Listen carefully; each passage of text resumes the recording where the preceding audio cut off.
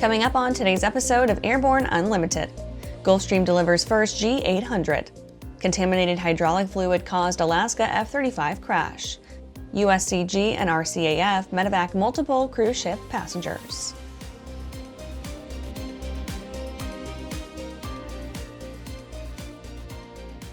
Welcome to Airborne Unlimited. I'm your host, Helen DeLee. Let's get into today's stories. Gulfstream delivers first G800. Gulfstream announced its first customer delivery of the all-new Gulfstream G800, the world's longest-range business aircraft. The G800 capped off its certification process back in April. Its biggest point of pride is it's the industry's lowest cabin altitude of 2,840 feet at a 41,000-foot cruise. It even has the newer, quote, plasma ionization air purification system that became something to have in the COVID days, as well as a 100% fresh air system inside. It's somewhat telling how far the Gulfstream series has come when the biggest, most exciting features become so mundane. The G800 is quick and has some very long legs, almost to the point that clients can basically go anywhere without too much worry. The G800 can pull off long-range cruise speeds of Mach 0.85 and still enjoy 8,200 nautical miles of endurance. Push it up a little quicker and pilots can enjoy a high-speed Mach 0.9 cruise. Go all the way to the stops and the G800 will reward you with Mach 0.935. Gulfstream's new interior design has more panoramic windows throughout the cabin, which can be split into 4 living areas with a dedicated crew compartment. After the break, new sustainable aviation fuel clears major qualification hurdle. Meet the first of a new generation of the M-Class family, the M700 Fury. An aircraft worthy of the name, an indomitable force. The M700 Fury transcends traditional limits with more power, blistering performance, a finely appointed interior, and the luxury of what matters most: time. Experience the Fury. Join the legacy. The legendary BD 4-seat program is building an exciting future for those who want a rugged 4-seat family flyer with a proven history. The SureWings program produces a complete kit and builder assist program that gives you everything you need to be flying a BD 4CS in record time. For conventional kit builders, BD Aviation has parts, partial kits, and full kits for the 190-mile-per-hour BD 4C that has logged thousands of hours. Visit surewings.com and bdaviation.com for more detail. Welcome back. Now let's take a trip around the patch for some shorter stories. New sustainable aviation fuel clears major qualification hurdle. Universal Fuel Technologies recently cleared a major hurdle toward commercial adoption, with its ethanol-to-jet SAF being accepted into the ASTM D4054 clearinghouse.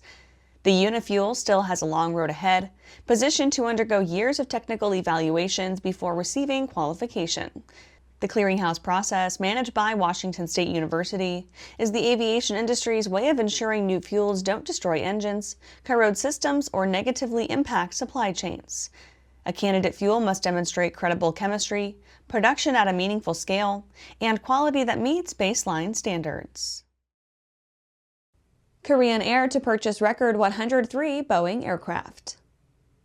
Boeing and Korean Air announced the airline has committed to purchase 103 Boeing commercial jets to modernize its fleet, benefit from the fuel efficiency of the aircraft, and grow the airline as it integrates operations with Asiana Airlines during the next several years. The commitment represents Korean Air's largest ever aircraft order and Boeing's largest wide-body order from an Asian carrier. The order is also Korean Air's first order for the 777-8F freighters and will support the manufacturer's 135,000 jobs across the U.S. Maryland State Police Helo rescues hiker via hoist. The Maryland State Police Helicopter Troop 7, based in St. Mary's, rescued a hiker who had been seriously injured after a fall in a wooded and marshy remote area in Port Tobacco in Charles County on August 23rd. And subsequently transported the patient to a trauma center. Maryland State Police Aviation Command was dispatched at approximately 6:15 p.m. local time to assist in the rescue of the hiker. Maryland State Police Aviation Command was dispatched at approximately 6:15 p.m. local time to assist in the rescue of the hiker, who had fallen 25 feet from a tree and down a steep embankment. 7 Oklahoma airports get new or updated automated weather observing systems. The Oklahoma Department of Aerospace and Aeronautics funded the majority of the expense to install automated weather observation systems at 7 of the state's airports, 2 of them for the first time, as the state fills in coverage gaps in a state where the weather changes rapidly, and pilots benefit from having access to critical real-time weather info at airports. The systems were installed under the ODAA's Airport Construction Program, a 5-year revolving plan the state agency provides in cooperation with the FAA and airport sponsors. That's it for today's trip around the patch. Let's get back to the rest of the news. Contaminated hydraulic fluid caused Alaska F-35 crash. Freezing temperatures and water-contaminated hydraulic fluid combined to bring down an F-35A Lightning II January 28th at Eielson AFB in Alaska. After the pilot attempted to troubleshoot the issue for nearly an hour, the aircraft stopped responding to control inputs, so he ejected safely and walked under his own power to an ambulance as the aircraft crashed in a fireball on the base. The aircraft had sat on the ground for 40 minutes after engine start, while 5 other aircraft in the sortie were dealing with minor issues, and then the nose gear failed to retract properly on takeoff. The pilot was very experienced, with nearly 1,700 flight hours in the A-10 Thunderbolt II and 555 hours in the F-35. The pilot and his wingman circled the field at 9,500 feet, while the pilot called into the base tower, who set up a call with Lockheed Martin engineers. 2 unsuccessful touch-and-goes only caused more ice buildup, and apparently the sensors thought the aircraft was on the ground. The aircraft entered significant oscillations and then would not respond to control inputs, so he ejected at 372 feet AGL.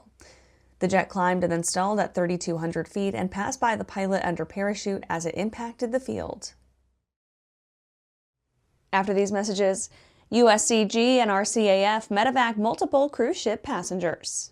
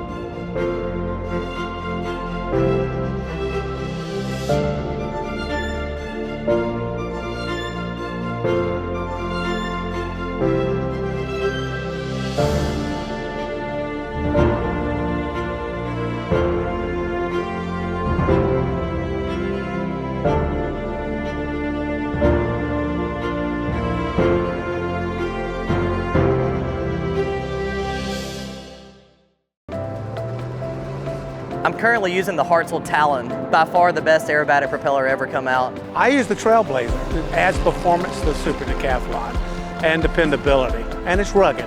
Hartzell's been an excellent partner for Whip Air, just in terms of your product support as well as keeping an eye on the market and developing new products that meet demand. It's helping us all have better performing airplanes. It's such a proud honor to fly behind that propeller. Welcome back. USCG and RCAF Medevac multiple cruise ship passengers. The Coast Guard, Royal Canadian Air Force, and Canadian Coast Guard successfully conducted 2 separate medical evacs from the cruise ship Ruby Princess, approximately 145 nautical miles west of Cape Flattery, Washington, on Sunday, August 24th. Watchstanders at the Coast Guard Northwest District received a notification from the Ruby Princess that 2 patients on board required immediate medical evacs. One patient was a 52-year-old female passenger who suffered sudden cardiac arrest and was on life support. The other was a 99-year-old male passenger with complete esophageal obstruction. This required simultaneous rescues coordinated between Canadian and U.S. assets that included a CH-149 Cormorant helicopter and CC-295 Kingfisher aircraft from the RCAF 19 Wing Comox. An MH-65 was dispatched from USCG Air Station Port Angeles to medevac the 99-year-old. He was successfully hoisted aboard the helicopter from the cruise ship by the crew and flown to Neah Bay, Washington. The Aero wing-to-wing transfer was performed with Life Flight Network, and the man was transported to a hospital in Washington. Joint Rescue Coordination Center Victoria launched the CH-149 Cormorant from 19-wing COMACs to Medevac the 15-year-old woman, and RCAF 909 successfully hoisted the patient and transported her to Royal Jubilee Hospital in Victoria, British Columbia. And that's our show for today. You can catch episodes of Airborne on YouTube, Roku, or Fire TV. Just search for Aero-News or Airborne. And don't forget to follow us on social media. Thanks for watching.